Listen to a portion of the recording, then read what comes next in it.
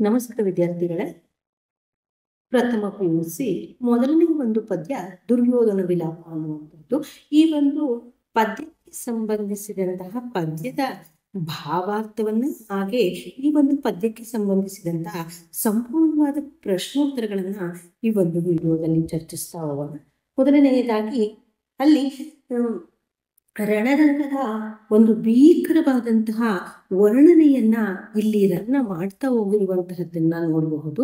ಇಲ್ಲಿ ಮೊದಲನೇದಾಗಿ ನೆತ್ತರಿನ ಸಮುದ್ರದಲ್ಲಿ, ನೆತ್ತರು ಅಂದ್ರೆ ರಕ್ತದ ಸಮುದ್ರವೇ ಇದೆಯೇನೋ ಅನ್ನುವಂತಹ ರೀತಿಯಲ್ಲಿ ಆ ಒಂದು ರಣರಂಗ ಕಾಣ್ತಾ ಇದ್ದಂತೆ, ಹಾಗೆ ಅಲ್ಲಿ ಮುರಿದು ಬಿದ್ದಂತಹ ವಿವಿಧ ಆಯುಧಗಳು ಹೆಜ್ಜೆ ಹೆಜ್ಜೆಗೆ ಕೂಡ ತನ್ನ ಪಾದಗಳನ್ನ ಇಳಿತಾ ಇರಬೇಕಾದ್ರೆ ಕಾಲೂರುವುದಕ್ಕೂ ಕೂಡ ಸಾಧ್ಯವಾಗದೆ ದುರ್ಯೋಧನ ಸತ್ತು ಬಿದ್ದಂತಹ ದೊಡ್ಡ ದೊಡ್ಡ ಹೆಣಗಳನ್ನ ಅದ್ರ ಮೇಲೆ ಮೆಟ್ಟುತ್ತಾ, ಅಂದ್ರೆ ಅದ್ರ ಮೇಲೆ ಕಾಲಿಡ್ತಾ, ಅಂದ್ರೆ ಹೆಣಗಳ ರಾಶಿಯ ಮೇಲೆ ಕಾಲಿಡ್ತಾ ಆತ ಮುಂದೆ ಸಾಗ್ತಾ. ಹಾಗೆ ಇನ್ನು ಎರಡನೆಯ ಪದ್ಯದ ಸಂಜಯನ ಹೆಗಲನ್ನು ಹತ್ತಿಸ್ಕೊಂಡು ಆನೆಗಳೆಂಬ ಬೆಟ್ಟಗಳನ್ನ ಹತ್ತುತ್ತಾ, ರಕ್ತದ ಗುಳೆಗಳನ್ನ ದಾಟ್ತಾ, ಸೊಂಡಿಲುಗಳ ಕಪ್ಪಾದ ಬಳ್ಳಿಗಾಡುಗಳಲ್ಲಿ ಅಲ್ಲಿ ಸತ್ತು ಬಿದ್ದಂತಹ ಆನೆಗಳ ಸೊಂಡಿಲುಗಳ ಒಂದು ಕಪ್ಪಾದಂತಹ ಬಳ್ಳಿಯ ರೀತಿಯ ಸೃಷ್ಟಿಯಾಗಿತ್ತು. ಆ ಒಂದು ಬಳ್ಳಿಗಳ ಮಧ್ಯದಲ್ಲಿ ಕಾಲ ಸಿಕ್ಕಾಕೊಳ್ತಾ ಇದ್ರು ಕೂಡ ಇದಾವುದನ್ನೂ ಲೆಕ್ಕಿಸದೆ ಆತ, ಅಂದ್ರೆ ದುರ್ಯೋಧನ ರಭಸದಿಂದ ನಡೆದು ಬಂದ.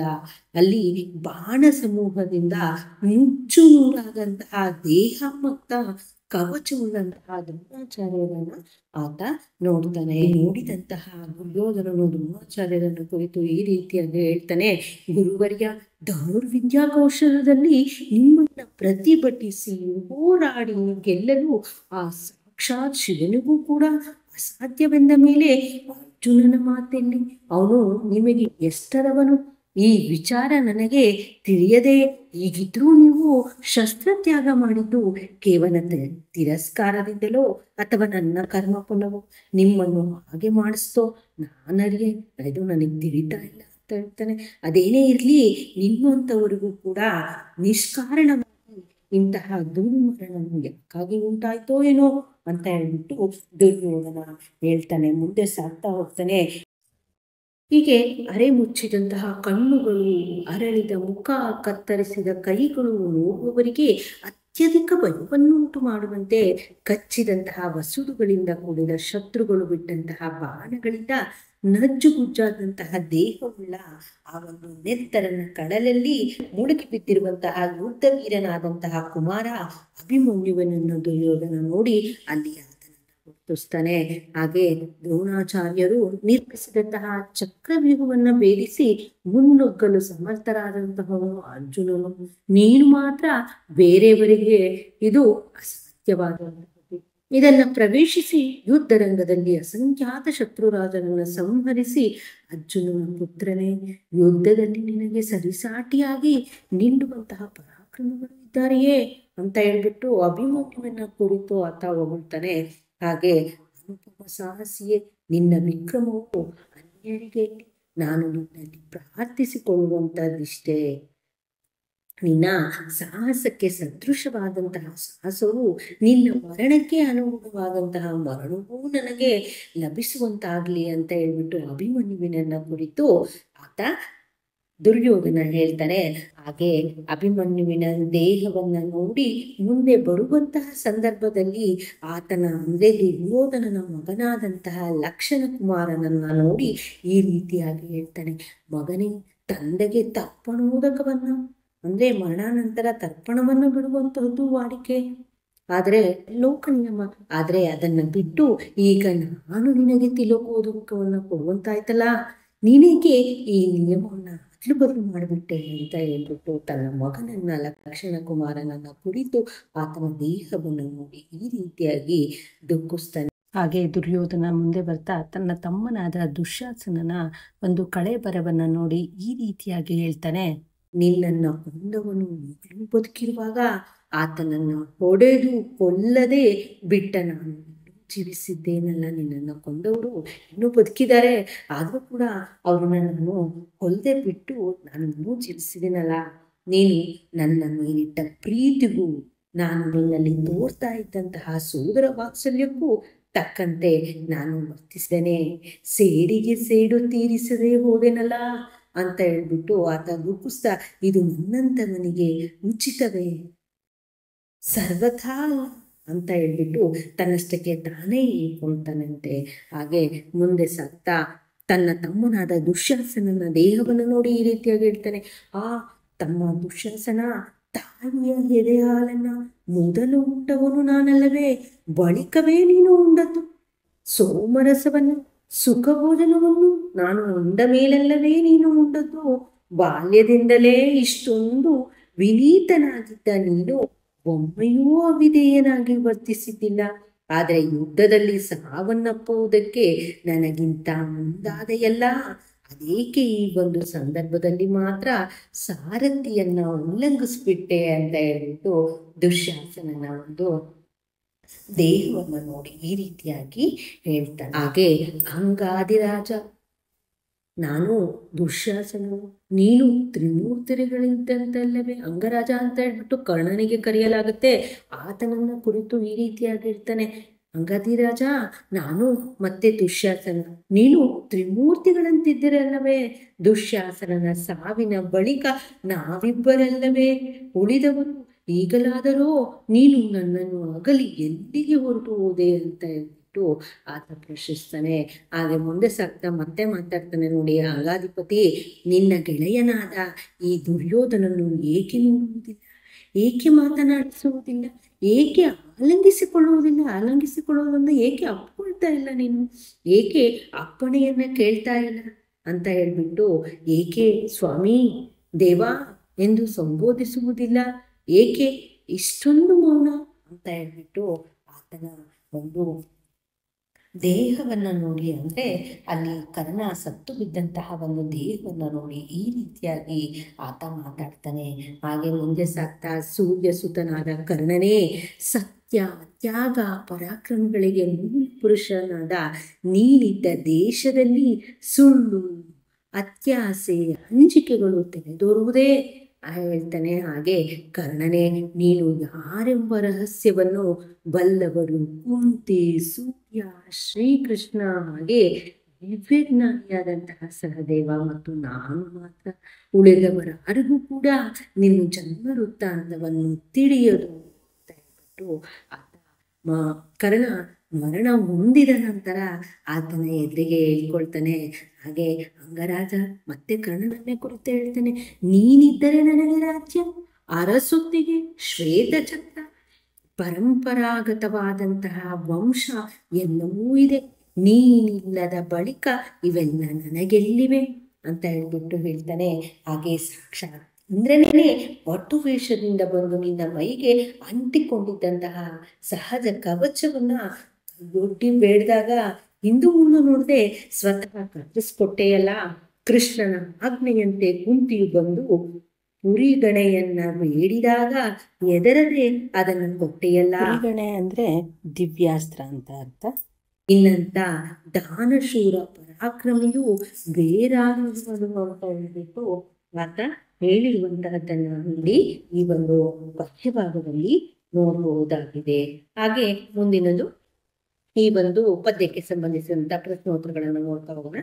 ಒಂದು ವಾಕ್ಯದಲ್ಲಿ ಉತ್ತರಿಸಿ ಅಂತ ಇದೆ. ಕುರುಪತಿ ರಣರಂಗದಲ್ಲಿ ಏನನ್ನು ಮೆಟ್ಟಿ ನಡೆದನು ಅಂತ ಇದೆ. ಕುರುಪತಿ ರಣರಂಗದಲ್ಲಿ ದಡಿಗವಣಗಳನ್ನ ಮೆಟ್ಟಿ ನಡೆದನು ಅಂದ್ರೆ ಅವನು ಅಲ್ಲಿ ಬಿದ್ದಂತಹ ಸಾವಿರಾರು ಹೆಣದ ರಾಶಿಗಳ ಮೇಲೆ ನಡೆದ ಅಂತ ಹೇಳ್ಬಿಟ್ಟು ಭಾರೀ ಗಾತ್ರದ ಹೆಣಗಳ ಮೇಲೆ ಮೆಟ್ಟಿ ನಡೆದಾನೆ. ಹಾಗೆ ರಣರಂಗದಲ್ಲಿ ಸಾಗುವಾಗ ದುರ್ಯೋಧನ ಯಾರ ನೆರವನ್ನ ಅವಲಂಬಿಸ್ತಾನೆ ಅಂತಂದ್ರೆ ಅದು ಸಂಜಯನ ನೆರವನ್ನ ಅವಲಂಬಿಸ್ತಾನೆ. ಇನ್ನು ಪಿನಾಕಪಾಣಿ ಅಂದ್ರೆ ಯಾರು ಅಂದ್ರೆ ಅದು ಶಿವ. ಇನ್ನು ಚಕ್ರವ್ಯೂಹವನ್ನ ರಚಿಸಿದವನು ಯಾರು ಅಂದ್ರೆ ಅದು ದ್ರೋಣಾಚಾರ್ಯರು. ತಂದೆಗೆ ಜಲಾಂಜಲಿಯನ್ನ ಯಾರು ಕೊಡಬೇಕು ಅಂದ್ರೆ ಮಗನಾದಂತಹವನು ತಂದೆಗೆ ಜಲಾಂಜಲಿಯನ್ನ ಕೊಡಬೇಕು ಅಂತ ವಾಡಿಕೆ. ಇನ್ನು ದಿವ್ಯಜ್ಞಾನಿ ಅಂತ ಹೇಳ್ಬಿಟ್ಟು ಯಾರನ್ನ ಕರೀತಾರೆ ಅಂತಂದ್ರೆ ಸಹದೇವನನ್ನ ಕರೆಯಲಾಗುತ್ತೆ. ಇನ್ನು ಅಂಗಾಧಿಪತಿ ಅಂದ್ರೆ ಯಾರು ಅಂದ್ರೆ ಕರ್ಣ. ಹರಿಯು ಕರ್ಣನಿಂದ ಬೇಡಿದ್ದೇನು ಅಂದ್ರೆ ಹರಿಯು ಕರ್ಣನಿಂದ ಕವಚವನ್ನ ಬೇಡ್ತಾನೆ. ಇನ್ನು 2 ವಾಕ್ಯದ ಪ್ರಶ್ನೋತ್ತರಗಳು. ರಣರಂಗದಲ್ಲಿ ಬಿದ್ದಂತಹ ಅಭಿಮನ್ಯುವಿನ ಕಳೇಬರವನ್ನ ಯಾವ ರೀತಿ ಕಾಣ್ತಾ ಇತ್ತು ಅಂದ್ರೆ, ಅದು ಅರೆತೆರೆದ ಮುಚ್ಚಿದ ರೆಪ್ಪೆಗಳು, ತುಂಡಾಗಿ ಬಿದ್ದಂತಹ ಕೈಗಳು, ಕಚ್ಚಿದ ಕೆಳತುಟಿ, ಬಾಣಗಳಿಂದ ಜರ್ಜರಿತವಾಗಿ ರಕ್ತ ಸಮುದ್ರದಲ್ಲಿ ಅದ್ದಿದ್ದಂತೆ ರಣರಂಗದಲ್ಲಿ ಅಭಿಮನ್ಯು ಬಿದ್ದಿರ್ತಾನೆ. ಇನ್ನು ದುರ್ಯೋಧನ ತನ್ನ ಮಗನ ಶವವನ್ನ ಕಂಡು ಹೇಗೆ ವ್ಯಥೆ ಪಡ್ತಾನೆ, ಹೇಗೆ ದುಃಖಿಸ್ತಾನೆ ಅಂದ್ರೆ, ದುರ್ಯೋಧನ ತನ್ನ ಮಗನ ಶವವನ್ನು ಕಂಡು, ಮಗನಾದವನು ತನ್ನ ತಂದೆಗೆ ತರ್ಪಣ ಬಿಡುವುದು ಕ್ರಮ, ಆದರೆ ಇಲ್ಲಿ ನಾನೇ ನಿನಗೆ ತರ್ಪಣ ಬಿಡುವಂತಾಯ್ತೆ ಅಂತ ಹೇಳ್ಬಿಟ್ಟು ವ್ಯಥೆಯನ್ನ ಪಡ್ತಾನೆ. ಇನ್ನು ದುಶ್ಯಾಸನನು ಅಣ್ಣನಿಗೆ ತೋರಿದಂತಹ ವಿನಯಶೀಲತೆ ಯಾವುದು ಅಂದ್ರೆ, ತಾಯಿಯ ಎದೆ ಹಾಲಿರಲಿ, ಸೋಮಾಮೃತವಿರಲಿ, ದಿವ್ಯ ಭೋಜನವಿರಲಿ, ಯಾವುದನ್ನೂ ಅಣ್ಣ ಸ್ವೀಕರಿಸಿದ ನಂತರ ಸ್ವೀಕರಿಸುವಂತಹ ವಿನಯಶೀಲತೆ ದುಶ್ಯಾಸನನು ಹೊಂದಿದ್ದ ಅಂತ ಹೇಳಿಬಿಟ್ಟು ದುರ್ಯೋಧನ ಹೇಳಿರುವಂಥದ್ದನ್ನ ನೋಡಬಹುದಾಗಿದೆ. ಇನ್ನು ಕರ್ಣನ ಜನ್ಮರಹಸ್ಯವನ್ನು ಯಾರು ಅರ್ತಿದ್ರು ಅಂದ್ರೆ, ಕರ್ಣನ ಜನ್ಮರಹಸ್ಯವನ್ನು ದುರ್ಯೋಧನ, ಕುಂತಿ, ಶ್ರೀಕೃಷ್ಣ, ದಿವ್ಯಜ್ಞಾನಿಯನ್ನು ಸಹದೇವ ಮತ್ತು ಸೂರ್ಯ ಅರ್ತಿರ್ತಾರೆ, ಅಂದ್ರೆ ತಿಳ್ಕೊಂಡಿರ್ತಾರೆ. ದುರ್ಯೋಧನನು ಕರ್ಣನ ದಾನ ಗುಣಗಳನ್ನ ಹೇಗೆ ಪ್ರಶಂಸಿಸಿದ್ದಾರೆ ಅಂದ್ರೆ, ಇಂದ್ರ ಬೇಡಿದಾಗ ಕರ್ಣಕುಂಡಲವನ್ನ ಅಂದ್ರೆ ಜನ್ಮದತ್ತವಾಗಿ ಇದ್ದಂತಹ ಕವಚವನ್ನ ಕತ್ತರಿಸಿ ಕೊಟ್ಟಿರುವುದನ್ನು, ಹಾಗೆಯೇ ಕುಂತಿಯು ಬೇಡಿದಾಗ ದಿವ್ಯಾಸ್ತ್ರವನ್ನ ಕೊಟ್ಟಿದ್ದನ್ನು ನೆನಪಿಸ್ತಾ ದುರ್ಯೋಧನನು ಕರ್ಣನ ದಾನ ಗುಣಗಳನ್ನ ಪ್ರಶಂಸಿಸ್ತಾನೆ. ಇನ್ನು ಸಂದರ್ಭದ ವಾಕ್ಯಗಳನ್ನು ನೋಡೋಣ. ಗಾಂಡಿವಿಯಲ್ದು ಪಿನಾಕಪಾಣಿಯಂ ನೆರೆಯನ್ನನ್ನುವಂಥದ್ದು. ಹಾಗೆ ಈ ಒಂದು ಪದ್ಯದ ಆಯ್ಕೆಯನ್ನ ನೋಡೋದಾದ್ರೆ, ಈ ಒಂದು ವಾಕ್ಯದ ಆಯ್ಕೆಯನ್ನು ನೋಡೋದಾದ್ರೆ, ರನ್ನನು ರಚಿಸಿದಂತಹ ಗದಾಯುಧದಿಂದ ಆರಿಸಿಕೊಳ್ಳಲಾಗಿದೆ. ಅದು ದುರ್ಯೋಧನ ವಿಲಾಪ ಅನ್ನುವಂತಹ ಒಂದು ಕಾವ್ಯ ಭಾಗ. ಸಂದರ್ಭ ನೋಡೋದಾದ್ರೆ, ಮಹಾಭಾರತ ಯುದ್ಧದಲ್ಲಿ ತನ್ನವರನ್ನೆಲ್ಲ ಕಳೆದುಕೊಂಡ ದುರ್ಯೋಧನ ಯುದ್ಧ ಭೂಮಿಗೆ ಬಂದಾಗ ಅಲ್ಲಿ ದ್ರೋಣನ ಶವದ ಮುಂದೆ ನಿಂತು ಈ ಮಾತನಾಡ್ತಾನೆ. ದುರ್ಯೋಧನ ಮಹಾಭಾರತ ಯುದ್ಧದಲ್ಲಿ ತನ್ನವರನ್ನೆಲ್ಲ ಕಳೆದುಕೊಂಡು ಬಿಡ್ತಾನೆ. ಬೇಟೆ ಮಾಡಲು ರಣರಂಗವನ್ನ ಹಾದು ಬರ್ತಾ ಇದ್ದಂತಹ ಸಂದರ್ಭದಲ್ಲಿ ದುರ್ಯೋಧನನಿಗೆ ದ್ರೋಣನ ಮೃತ ಶರೀರ ಸಿಗ್ತದೆ. ಗುರು ದ್ರೋಣರಿಗೆ ಒದಗಿದಂತಹ ಸಾವನ್ನ ನೆನೆದು ದುರ್ಯೋಧನ ಓದಿಸ್ತಾನೆ. ದ್ರೋಣರ ಬಿಲ್ಲು ವಿದ್ಯೆಯ ಪರಿಣಿತಿಯನ್ನ ಇಲ್ಲಿ ಸ್ಮರಿಸ್ತಾ ಈ ಮೇಲಿನಂತೆ ರನ್ನ ಹೇಳಿರುವಂತಹದ್ದನ್ನ ನೋಡ್ಬೋದಾಗಿದೆ. ನಿನ್ನೊರೆಗೆ ದೊರೆಗೆ ಗಂಡರು ಮುಳರೆ ಅನ್ನುವಂಥದ್ದು ಈ ಒಂದು ವಾಕ್ಯದ ಸಂದರ್ಭವನ್ನು ನೋಡೋಣ. ಮಹಾಭಾರತ ಯುದ್ಧದಲ್ಲಿ ತನ್ನವರನ್ನೆಲ್ಲ ಕಳೆದುಕೊಂಡು ಯುದ್ಧ ಭೂಮಿಗೆ ಬಂದ ದುರ್ಯೋಧನನು ದ್ರೋಣನ ಶವವನ್ನು ನೋಡಿ ಮುಂದೆ ಬಂದಾಗ ಅಭಿಮನ್ಯುವಿನ ಕಳೇಬರ ಇದ್ದಲ್ಲಿಗೆ ಬಂದು ಅವನ ಶಕ್ತಿ ಸಾಮರ್ಥ್ಯವನ್ನ ಹೊಗಳಿ ಮಾತನಾಡುವಂತಹ ಸಂದರ್ಭ ಇದು. ಇನ್ನು ವಿವರಣೆಯನ್ನು ನೋಡೋದಾದ್ರೆ, ಸಂಜಯನೊಡನೆ ಯುದ್ಧ ಭೂಮಿಗೆ ದುರ್ಯೋಧನ ಬರುವಾಗ ಅರ್ಜುನನ ಮಗನಾದಂತಹ ಅಭಿಮನ್ಯುವಿನ ಶವವನ್ನು ನೋಡ್ತಾನೆ. ದ್ರೋಣರು ರಚಿಸಿದಂತಹ ಚಕ್ರವ್ಯೂಹವನ್ನು ಭೇದಿಸಿ ಯುದ್ಧ ಭೂಮಿಯಲ್ಲಿ ಅನೇಕ ರಾಜರನ್ನ ಸೋಲಿಸಿದ ಮಹಾಪರಾಕ್ರಮಿಯಾದ ಅಭಿಮನ್ಯುವನ್ನು ದುರ್ಯೋಧನ ಹೊಗಳ್ತಾನೆ. ಅಭಿಮನ್ಯುವಿನ ಶೌರ್ಯವನ್ನ ನೆನಪಿಸ್ಕೊಳ್ತಾ ದುರ್ಯೋಧನ ಅಭಿಮನ್ಯುವನ್ನು ಕುರಿತು, ನಿನಗೆ ಯುದ್ಧದಲ್ಲಿ ಸರಿಸಾಟಿಯಾಗಿ ನಿಲ್ಲುವಂತಹ ಪರಾಕ್ರಮಿಗಳು ಇದ್ದಾರೆಯೇ ಎನ್ನುವಾಗ ಈ ಮೇಲಿನ ಮಾತು ಬಂದಿರುವಂತಹದ್ದನ್ನ ನೋಡಬಹುದಾಗಿದೆ. ಕ್ರಮ ವಿಪರ್ಯಯ ಮಾಡುವುದೇ ಅನ್ನುವಂಥದ್ದು ಸಂದರ್ಭವನ್ನ ನೋಡೋದಾದ್ರೆ, ರಣರಂಗದಲ್ಲಿ ಶವಗಳನ್ನ ದಾಟಿ ಬರ್ತಾ ಇರುವಾಗ ದುರ್ಯೋಧನ ತನ್ನ ಮಗನಾದ ಲಕ್ಷಣ ಕುಮಾರನ ಶವವನ್ನ ಕಂಡು ಸಂದರ್ಭ ತನ್ನ ಮಗನಿಗೆ ಈ ರೀತಿಯಾಗಿ ಹೇಳ್ತಾನೆ. ವಿವರಣೆಯನ್ನ ನೋಡೋದಾದ್ರೆ, ಸಾಮಾನ್ಯವಾಗಿ ಮಗನು ತಂದೆಗೆ ತರ್ಪಣೋದಕವನ್ನ ಕೊಡುವಂಥದ್ದು ಲೋಕದಲ್ಲಿ, ಆದ್ರೆ ಅಲ್ಲಿ ಈ ರಣರಂಗದಲ್ಲಿ ದುರ್ಯೋಧನನ ಮಗ ಲಕ್ಷಣ ಕುಮಾರ ತೀರಿದ್ದಾನೆ ಎಂದು ಮರಣ ಹೊಂದಿದ್ದಾನೆ.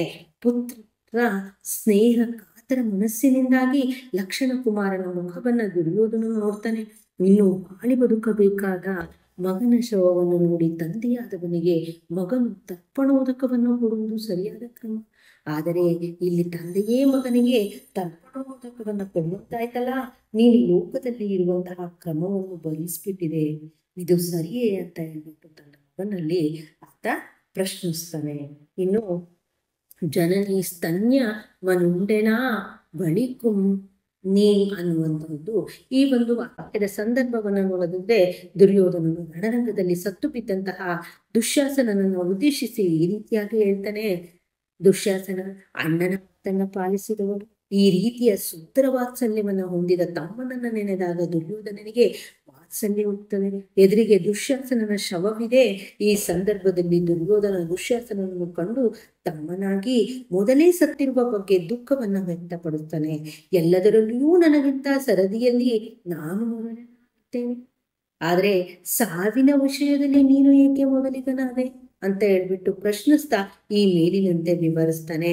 ಈಗ ನೀನು ಮಗಲ್ದೆತ್ತ ಓದೆ ಹಿಂಗಾಧಿಪತಿ ಅನ್ನುವಂಥದ್ದು ಈ ಒಂದು ವಾಕ್ಯದ ಸಂದರ್ಭವನ್ನು ನೋಡೋದಾದ್ರೆ, ದುರ್ಯೋಧನ ರಣರಂಗದಲ್ಲಿ ತನ್ನ ಪ್ರಾಣ ಸ್ನೇಹಿತನಾದಂತಹ ಕರ್ಣನ ಶವದ ಮುಂದೆ ನಿಂತು ದುಃಖಿಸುವಂತಹ ಸಂದರ್ಭ ಇದಾಗಿದೆ. ಕರ್ಣ ಮತ್ತು ದುರ್ಯೋಧನ ಪ್ರಾಣ ಸ್ನೇಹಿತರು. ರಣರಂಗದಲ್ಲಿ ಸತ್ತು ಬಿದ್ದಿರುವಂತಹ ಕರ್ಣನನ್ನು ನೋಡಿದ ದುರ್ಯೋಧನನಿಗೆ ಇನ್ನಷ್ಟು ದುಃಖ ಉಂಟಾಗುತ್ತೆ. ನಾನು ದುಶ್ಯಾಸನ ಮತ್ತು ನೀನು ಮೂವರು ಅನ್ಯೋನ್ಯತೆಯಿಂದ ಇದ್ದೆವು. ಅವನು ನನ್ನಿಂದ ದೂರವಾದ ಬಳಿಕ ನಾವಿಬ್ಬರೂ ಉಳಿದೆವು. ಆದರೆ ಈಗ ನೀನು ಕೂಡ ನನ್ನನ್ನು ಬಿಟ್ಟು ಹೋಗಿದ್ದೀಯಾ, ನನ್ನನ್ನು ಅಗಲಿ ಎತ್ತ ಹೋದೆ ಅಂತ ಹೇಳ್ಬಿಟ್ಟು ದುರ್ಯೋಧನ ಕೇಳ್ತಾನೆ. ಇಲ್ಲಿ ಅವರಿಬ್ಬರ ಗಾಢವಾದ ಸ್ನೇಹವನ್ನ ಗುರುತಿಸಬಹುದಾಗಿದೆ. ಇನ್ನು ಆನರಿವಂ ಹೃದಯ ಅರಿವಳು ಅನ್ನುವಂಥದ್ದು ಈ ಒಂದು ವಾಕ್ಯದ ಸಂದರ್ಭವನ್ನು ನೋಡಿದ್ರೆ, ಪ್ರಾಣ ಕಳೆದುಕೊಂಡು ಯುದ್ಧ ಭೂಮಿಯಲ್ಲಿ ಬಿದ್ದ ಕರ್ಣನ ಶವವನ್ನು ನೋಡಿದ ಅವನ ಹುಟ್ಟಿನ ಬಗ್ಗೆ ದುರ್ಯೋಧನ ಮಾತನಾಡುವಂತಹ ಸಂದರ್ಭ ಇದಾಗಿದೆ. ವಿವರಣೆಯನ್ನು ನೋಡೋದಾದ್ರೆ, ಕರ್ಣನ ಹುಟ್ಟಿನ ಬಗ್ಗೆ ದುರ್ಯೋಧನ ವಿವರಿಸ್ತಾ ಅವನ ಹುಟ್ಟಿನ ರಹಸ್ಯವನ್ನ ತಿಳಿದಿರುವಂತಹದ್ದು ಕೇವಲ ಬೆರಳೆಣಿಕೆಯ ಮಂದಿ ಮಾತ್ರ. ಅಂದ್ರೆ ದುರ್ಯೋಧನ ಹೇಳುವ ಹಾಗೆ ನಿನ್ನ ಜನ್ಮ ರಹಸ್ಯವನ್ನು ನಾನು ನೋಡುತ್ತಿದ್ದೇನೆ, ಕುಂತಿಗೆ ತಿಳಿದಿದೆ, ರಾಕ್ಷಸ ವೈರಿಯಾದಂತಹ ಕೃಷ್ಣನಿಗೆ ಗೊತ್ತಿದೆ, ಸೂರ್ಯ ದೇವನಿಗೆ ಗೊತ್ತಿದೆ, ದಿವ್ಯ ಜ್ಞಾನಿಯಾದಂತಹ ದೇವನಿಗೂ ಕೂಡ ಗೊತ್ತಿದೆ, ಆದ್ರೆ ನೀನಾರೆಂದು ಗೊತ್ತಿದೆ ಎನ್ನುವಾಗ ಈ ಮಾತನ್ನು ತಿಳಿಯೋದನ್ನು ಸತ್ವವಾಗಿ ಬಿದ್ದಿರುವಂತಹ ಕರ್ಣನಿಗೆ ಹೇಳಿರುವಂತಹದ್ದನ್ನ ನೋಡಬಹುದಾಗಿದೆ. ಇನ್ನು 5-6 ವಾಕ್ಯದ ಪ್ರಶ್ನೆಗಳು. ದುರ್ಯೋಧನ ರಣರಂಗದಲ್ಲಿ ನಡೆದು ಬಂದ ಬಗೆಯನ್ನ ಕವಿ ಹೇಗೆ ವರ್ಣಿಸ್ತಾರೆ ಅಂತಂದ್ರೆ, ಕುರುಕ್ಷೇತ್ರ ಯುದ್ಧವಾದ ಬಳಿಕ ಎಲ್ಲರನ್ನೂ ಕಳೆದುಕೊಂಡು ದುರ್ಯೋಧನ ದುಃಖಿತವಾಗಿ ಯುದ್ಧ ಭೂಮಿಯಲ್ಲಿ ಶರಶೈಯಲ್ಲಿರುವಂತಹ ಭೀಷ್ಮರನ್ನು ಕಾಣಲು ಬರ್ತಾನೆ. ಸಂಜಯನೊಡನೆ ರಣರಂಗದಲ್ಲಿ ನಡೆದು ಬರುವಂತಹ ಸಂದರ್ಭದಲ್ಲಿ ಆ ರಣಭೂಮಿಯಲ್ಲಿ ಲಕ್ಷಾಂತರ ಜನ ಪ್ರಾಣವನ್ನು ಕಳೆದುಕೊಂಡಿದ್ರಿಂದ ರಕ್ತದ ಸಮುದ್ರ ಅಲ್ಲಿ ಗೋಚರಿಸ್ತದೆ. ಆ ನೆತ್ತರಿನ ಸಮುದ್ರದಲ್ಲಿ ತುಂಡಾಗಿ ಬಿದ್ದಂತಹ ಆಯುಧಗಳು ಆಗಿಂದಾಗ ಪಾದಗಳನ್ನ ಇರಿತಾ ಇರುವಂತೆ, ಅಂದ್ರೆ ಚುಚ್ತಾ ಇದ್ವು. ಅಲ್ಲಿ ಕಾಲುರುವುದಕ್ಕೂ ಕೂಡ ಆಸ್ಪದವಿಲ್ಲದೆ ದುರ್ಯೋಧನನು ಆ ದೊಡ್ಡ ದೊಡ್ಡ ಹೆಣಗಳ ಮೆಟ್ಟಿಯೇ ನಡೀತಾ ಇದ್ದಂತೆ. ದುರ್ಯೋಧನನು ಆನೆಗಳೆಂಬ ಬೆಟ್ಟಗಳನ್ನ ಏರ್ತಾ ರಕ್ತದ ಹೊಳೆಗಳನ್ನ ದಾಟ್ತಾ ಕಪ್ಪಾದ ಬಳ್ಳಿಗಳ ಹಾಗೆ ನೆಲದಲ್ಲಿ ಬಾಚಿಕೊಂಡಿರುವಂತಹ ಆನೆಗಳ ಸೊಂಡಿಲುಗಳಲ್ಲಿ ಸಿಕ್ಕಿಕೊಳ್ತಾನೆ. ಯಾವುದನ್ನ ಲೆಕ್ಕಿಸದೆ ಸಂಜಯನ ಹೆಗಲವನ್ನ ಅವಲಂಬಿಸಿ ಅತೀ ರಭಸದಿಂದ ನಡೆದು ಬರ್ತಾನೆ. ಅದು ದುರ್ಯೋಧನನು ರಣರಂಗದಲ್ಲಿ ನಡೆದು ಬಂದ ಬಗೆ ಈ ರೀತಿಯಾಗಿತ್ತು. ಹಾಗೆ ದ್ರೋಣನ ಕಳೇಬರವನ್ನ ಕಂಡು ದುರ್ಯೋಧನ ಹೇಗೆ ದುಃಖಿಸ್ತಾನೆ ಅನ್ನುವಂಥದ್ದು, ದುರ್ಯೋಧನನು ಸಂಜಯನ ಹೆಗಲನ್ನ ಅವಲಂಬಿಸಿ ಭಾರೀ ಹೆಣಗಳನ್ನ ಮೆಟ್ಟಿ ನಡೀತಾ ಮುಂದೆ ಬಂದಾಗ ಅಲ್ಲಿ ಬಾಣ ಸಮೂಹದಿಂದ ನುಚ್ಚು ನೂರಾದಂತಹ ದೇಹ ಕವಚವುಳ್ಳ ದ್ರೋಣಾಚಾರ್ಯರನ್ನು ನೋಡ್ತಾನೆ. ಸ್ವಭಾವತಃ ದುಷ್ಟನಾದ ದುಷ್ಟದುಮ್ಯನನ್ನ ಕೈಗೆ ಸಿಕ್ಕು ಅವನಿಂದ ತಲೆ ಕೂದಲು ಎಳೆಯಲ್ಪಟ್ಟು ಸತ್ತಿರುವ ದ್ರೋಣರನ್ನ ನೋಡ್ತಾನೆ. ಧನುರ್ವಿದ್ಯೆಯಲ್ಲಿ ನಿಮ್ಮನ್ನ ಮೀರಿ ನಿಲ್ಲಲು ಅರ್ಜುನನಿಗಲ್ಲ, ಸಾಕ್ಷಾತ್ ಶಿವನಿಗೂ ಅಸಾಧ್ಯವಾಗುವಂತಹ ಕೌಶಲ್ಯ ನಿಮ್ಮತ್ತು. ನಿಮ್ಮನ್ನ ಪ್ರತಿಭಟಿಸಿ ಗೆಲ್ಲುವುದು ಅಸಾಧ್ಯವಾದ ಮಾತು. ಹೀಗಿದ್ರೂ ನೀವು ಶಸ್ತ್ರತ್ಯಾಗ ಮಾಡಿದ್ದು ಕೇವಲ ತಿರಸ್ಕಾರದಿಂದಲೋ ಅಥವಾ ನನ್ನ ಕರ್ಮಫಲವು ನಿಮ್ಮನ್ನ ಹಾಗೆ ಮಾಡಿಸ್ತೋ ನಾನರಿಯೆ. ನಿಮಗೂ ಕೂಡ ಈ ರೀತಿಯ ಅಕಾಲವಾದ ಮೃತ್ಯು ಯಾಕಾಗಿ ಉಂಟಾಯ್ತು ಅಂತ ಹೇಳ್ಬಿಟ್ಟು ಆತ ದ್ರಂಕಿಸ್ತಾನೆ. ಇನ್ನು ಅಭಿಮನ್ಯುವಿನ ಶೌರ್ಯ ಸಾಹಸವನ್ನ ದುರ್ಯೋಧನ ಹೇಗೆ ಹೊಗಳ್ತಾನೆ ಅಂತಂದ್ರೆ, ಅಭಿಮನ್ಯು ಅರೆ ಮುಚ್ಚಿದಂತಹ ಕಣ್ಣನ್ನು ಇರ್ತಾನೆ. ಅರಳಿದ ಮುಖ, ಕತ್ತರಿಸಿದ ಕೈಗಳು, ಕಚ್ಚಿದ ಬಸರು, ಶತ್ರುಗಳ ಬಾಣದಿಂದ ನಜ್ಜು ನುಜ್ಜಾದಂತಹ ದೇಹ, ನೆತ್ತರ ಕಡಲಲ್ಲಿ ಮುಳುಗಿ ಬಿದ್ದಿದ್ದಾನೆ. ಹೀಗಿರುವ ಅಭಿಮನ್ಯುವನ್ನ ದುರ್ಯೋಧನ ನೋಡ್ತಾನೆ. ತನ್ನ ಶತ್ರುವಾದ ಅರ್ಜುನನ ಮಗನೆಂದು ತಿಳಿದ್ರು ಗುಣಕ್ಕೆ ಮತ್ಸರವಿಲ್ಲ ಎನ್ನುವ ಹಾಗೆ ಆತ ಹೊಗಳ್ತಾ ಹೋಗ್ತಾನೆ. ದ್ರೋಣಾಚಾರ್ಯರು ನಿರ್ಮಿಸಿದಂತಹ ಆ ಒಂದು ಚಕ್ರವ್ಯೂಹವನ್ನು ಭೇದಿಸಿ ಮುನ್ನಗಲು ಸಮರ್ಥರಾದವರು ಅರ್ಜುನನು. ನೀನು ಮಾತ್ರ ಬೇರೆಯವರಿಗೆ ಇದು ಅಸಾಧ್ಯ, ಇದನ್ನು ನೀನು ಪ್ರವೇಶಿಸಿದೀಯ. ಯುದ್ಧ ಭೂಮಿಯಲ್ಲಿ ಅಸಂಖ್ಯಾತ ಶತ್ರು ರಾಜರನ್ನು ಕೂಡ ಸಂಹರಿಸಿದವನು ನೀನಾಗಿದ್ದೀಯ. ಯುದ್ಧದಲ್ಲಿ ನಿನಗೆ ಸರಿಸಾಟಿಯಾಗಿ ನಿಲ್ಲುವಂತಹ ಪರಾಕ್ರಮಗಳು ಯಾರೂ ಇಲ್ಲ. ನೀನು ಅನುಪಮ ಸಾಹಸಿ. ನಿನ್ನ ಪರಾಕ್ರಮ ಬೇರೆಯವರಿಗೆ ಬರಲು ಸಾಧ್ಯ ಇಲ್ಲ. ನಿನ್ನ ಸಾಹಸಕ್ಕೆ ಸಮಾನವಾದಂತಹ ಸಾಹಸವು ಜೊತೆಗೆ ನಿನ್ನ ಮರಣಕ್ಕೆ ಅನುಗುಣವಾದ ಮರಣವು ನನಗೆ ಸಿಗುವಂತ ಅಂತ ಹೇಳ್ಬಿಟ್ಟು ಆತ ಪ್ರಾರ್ಥಿಸುತ್ತೇನೆ ಅಂತ ಹೇಳ್ತಾನೆ. ಇಲ್ಲಿ ಅಭಿಮನ್ಯು ದುರ್ಯೋಧನನಿಗಿಂತ ಪ್ರಾಯದಲ್ಲಿ ಕಿರಿಯನಾದಂತಹವನು ಅಲ್ಲದೆ ಶತ್ರುಪುತ್ರ. ಹೀಗಿದ್ರೂ ಕೂಡ ಅಭಿಮನ್ಯುವಿನ ಶೌರ್ಯ ಸಾಹಸವನ್ನ ದುರ್ಯೋಧನ ಆಡಿ ಹೊಗಳುತ್ತಾ ಇರುವಂತಹದ್ದನ್ನ ಇಲ್ಲಿ ನೋಡ್ಬೋದು. ಹಾಗೆ ಇದು ದುರ್ಯೋಧನನ ಹೆಚ್ಚುಗಾರಿಕೆಯನ್ನು ಕೂಡ ಇಲ್ಲಿ ನಾವು ಗುರುತಿಸಬಹುದಾಗಿದೆ. ದುರ್ಯೋಧನನು ದುಶ್ಯಾಸನನ್ನು ಕಂಡು ವ್ಯಕ್ತಪಡಿಸಿದಂತಹ ಭಾವನೆಗಳಾಗುವು ಅಂತ ಕೇಳಿದರೆ, ಮಹಾಭಾರತ ಯುದ್ಧದಲ್ಲಿ ತನ್ನವರನ್ನೆಲ್ಲ ಕಳೆದುಕೊಂಡ ದುರ್ಯೋಧನನು ಯುದ್ಧ ಭೂಮಿಯಲ್ಲಿ ಶರಶೆಯಲ್ಲಿದ್ದಂತಹ ತಾತ ಭೀಷ್ಮನನ್ನು ನೋಡಿ ಭೇಟಿ ಮಾಡಲು ಅಂತ ಸಂಜೆಯನ್ನೋಡೆ ಬರ್ತಾನೆ. ಸತ್ತು ಬಿದ್ದಿರುವಂತಹ ಗುರು ದ್ರೋಣಾಚಾರ್ಯ, ಅರ್ಜುನನ ಮಗ ಅಭಿಮನ್ಯು, ಮಗ ಲಕ್ಷಣ ಕುಮಾರ ಇವರನ್ನೆಲ್ಲ ನೋಡಿ ದುಃಖಿಸ್ತಾ ತಮ್ಮನಾದ ದುಶ್ಯಾಸನನ ಶವವನ್ನು ಕೂಡ ನೋಡ್ತಾನೆ. ವಿಪರೀತವಾದಂತಹ ದುಃಖ ವ್ಯಾಪಿಸ್ಕೊಳ್ತದೆ ಅವನಿಗೆ. ವಾತ್ಸಲ್ಯದಿಂದ ನಿನ್ನನ್ನು ಕೊಂದವನು ಈಗಲೂ ಬದುಕಿರುವಾಗ ಆತನನ್ನು ಹೊಡೆದುಕೊಳ್ಳದೆ ಬಿಟ್ಟ ನಾನು ಇನ್ನೂ ಜೀವಿಸಿದ್ದೇನಲ್ಲ ಎಂದು ತನ್ನ ಬಗ್ಗೆ ತಾನೇ ನಾಚಿಕೆ ಪಟ್ಕೊಳ್ತಾನೆ. ಸೇಡಿಗೆ ಸೇಡು ತೀರಿಸದೆ ಹೋದೇನಲ್ಲ, ಇದು ತನ್ನಂತವನಿಗೆ ಉಚಿತವಲ್ಲ ಅಂತ ಹೇಳ್ತಾನೆ. ತಾಯಿಯ ಎದೆ ಹಾಲು ಕುಡಿದದ್ದು ಸೋಮಾವೃತ ದಿವ್ಯ ಭೋಜನಗಳನ್ನು ನಾನು ಮೊದಲು ಸೇವಿಸಿದ್ದೇನೆ, ಅನಂತರ ತಮ್ಮನಾದ ನೀನು ಸೇವಿಸಿದ್ದು. ಚಿಕ್ಕದಾಗಿ ಮುಂದಲೂ ಕೂಡ ಎಲ್ಲಿಯೂ ಕ್ರಮ ತಪ್ಪಲಿಲ್ಲ. ಸಾವಿನಲ್ಲೂ ಹಿರಿಯವನಾದ ನಾನು ಸತ್ತ ಬಳಿಕ ಕಿರಿಯವನಾದ ನೀನು ಸಾಯ್ಬೇಕಿತ್ತು. ಇಲ್ಲಿ ಮಾತ್ರ ನೀನು ಕ್ರಮವನ್ನು ತಪ್ಪಿದೆ ಎನ್ನುವುದಾಗಿ ನೋವನ್ನು ತೋಡ್ಕೊಳ್ಳುವಂತಹ ಮರುಗುವಂತಹದನ್ನು. ಇನ್ನು ಕರ್ಣನ ಉದಾತ್ತ ಗುಣಗಳನ್ನ ದುರ್ಯೋಧನ ಹೇಗೆ ಕೊಂಡಾಡಿದ್ದಾನೆ ಅಂತಂದ್ರೆ, ದುರ್ಯೋಧನನು ತನ್ನ ಸಮಸ್ತ ಬಂಧುಗಳನ್ನ ಕಳೆದುಕೊಂಡಿರ್ತಾನೆ. ಶರಶೆಯಲ್ಲಿ ಮಲಗಿದ್ದ ಭೀಷ್ಮರನ್ನು ಕಾಣಲು ಸಂಜೆಯನ್ನೊಡನೆ ಬರ್ತಾನೆ. ಆಗ ರಣರಂಗದಲ್ಲಿ ಹೋರಾಡಿ ನಪ್ಪಿದಂತಹ ಶವಗಳನ್ನು ನೋಡ್ತಾನೆ. ಅದರಲ್ಲಿ ತನ್ನ ಪ್ರಾಣ ಸ್ನೇಹಿತನಾದ ಕರ್ಣನ ಶವವನ್ನು ನೋಡಿ ಆತನ ಗುಣಗಳನ್ನ ಹೇಳ್ತಾ ಹೋಗ್ತಾನೆ. ಕರ್ಣ ಸತ್ಯ, ತ್ಯಾಗ, ಪರಾಕ್ರಮಗಳಿಗೆ ನೀನು ಮೊದಲನಾಗಿದ್ದೀಯ. ನೀನಿರುವಲ್ಲಿ ಸುಳ್ಳು, ಅತ್ಯಾಸೆ, ಭಯ ಇರಲು ಸಾಧ್ಯವಿಲ್ಲ. ನೀನಿದ್ದರೆ ಮಾತ್ರ ನನಗೆ ರಾಜ್ಯ, ಅರಸೊಂದಿಗೆ ಶ್ವೇತಛತ್ರ, ವಂಶ ಎಲ್ಲವೂ. ನೀನಿಲ್ಲದ ಬಳಿಕ ಇವೆಲ್ಲ ನನಗೆಲ್ಲಿವೆ? ಕರ್ಣನಂತಹ ಸ್ನೇಹಿತನಿಲ್ಲದೆ ಇವೆಲ್ಲವೂ ಅರ್ಥಹೀನ ಅಂತ ಹೇಳ್ಬಿಟ್ಟು ಹೇಳ್ತಾನೆ. ಕರ್ಣನ ದಾನಗುಣವನ್ನು ದುರ್ಯೋಧನ ಇಲ್ಲಿ ಗುರುತಿಸ್ತಾನೆ. ಇಂದ್ರನು ಬಂದು ಕರ್ಣನ ಜನ್ಮದತ್ತವಾದಂತಹ ರಕ್ಷಾಕವಚವನ್ನ ದಾನವಾಗಿ ಬೇಡಿದಾಗ ಅದನ್ನ ಕತ್ತರಿಸಿಕೊಟ್ಟ ದ್ರೋಣಶೂರನಾಗಿದ್ಯಾ ನೀನು. ಅಲ್ಲದೆ ಕುಂತಿ ಬಂದು ಕೇಳಿದಾಗ ದಿವ್ಯಾಸ್ತ್ರವನ್ನು ಇಂದು ಮುಂದೆ ನೋಡದೆಯೇ ನೀಡ್ಬಿಟ್ಟೆ. ಪರಾಕ್ರಮದಲ್ಲಿ ದಾನದಲ್ಲಾಗಲಿ ನಿನಗೆ ಸಮಾನರಾದಂತಹವರು ಮತ್ತೊಬ್ಬರಿಲ್ಲ ಅಂತ ಹೇಳ್ಬಿಟ್ಟು ದುರ್ಯೋಧನ ಕರ್ಣನನ್ನ ಕುರಿತು ಹೊಗಳಿರುವಂತಹದ್ದನ್ನ ಇಲ್ಲಿ ನೋಡಬಹುದಾಗಿದೆ. ಇಷ್ಟು ದುರ್ಯೋಧನ ವಿಲಾಪ ಅನ್ನುವಂತಹ ಒಂದು ಪದ್ಯಕ್ಕೆ ಸಂಬಂಧಿಸಿದಂತಹ ಪ್ರಶ್ನೋತ್ತರಗಳಾಗಿದೆ. ಧನ್ಯವಾದ.